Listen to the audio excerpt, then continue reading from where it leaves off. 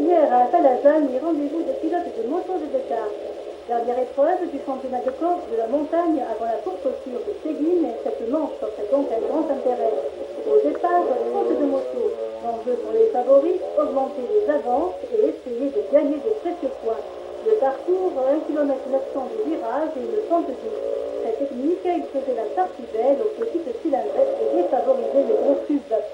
Seule adolescente de l'épreuve, espoir de sa catégorie, Sophie Ferremont, en 80 cm3, n'a pas confirmé sa victoire du fond de la pierre.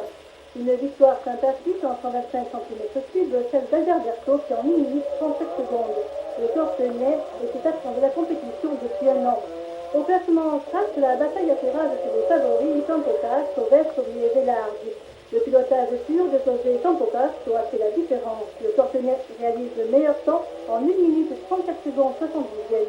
Campocas améliore de 3 secondes son précédent score de Campil et champion de force toute catégorie est assuré une première place à Séville.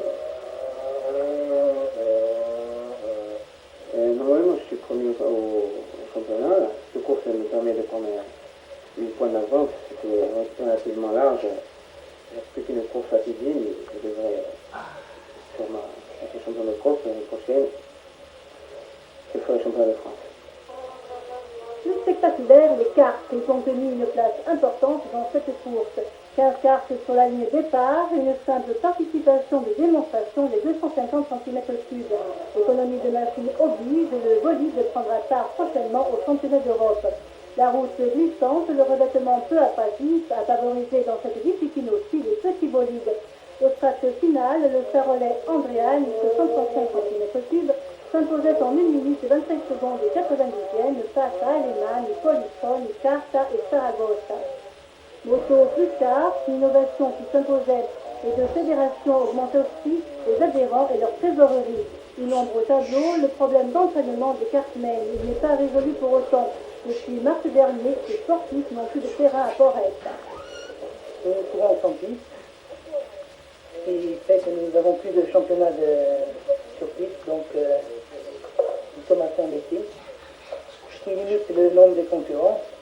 Et si nous avions une piste, nous pourrions augmenter ce chiffre de participants à chaque course. Préoccupation des organisateurs, la sécurité. Commissaire des courses, gendarmes ambulanciers, protection spéciale, pour passage difficile, les relais téléphoniques, les moyens de surveillance ne manquaient pas. Coût financier du dispositif, 2,5 millions de centimes. Pourtant, malgré la prudence conseillée, certains spectateurs n'ont pas respecté les règles de sécurité. Le matin, pendant la série d'essais, 4 personnes, dont un enfant, ont été blessées. Un mauvais point dans la journée attribué aux motards sauvages. Un imprévu parmi d'autres pour les organisateurs de la course.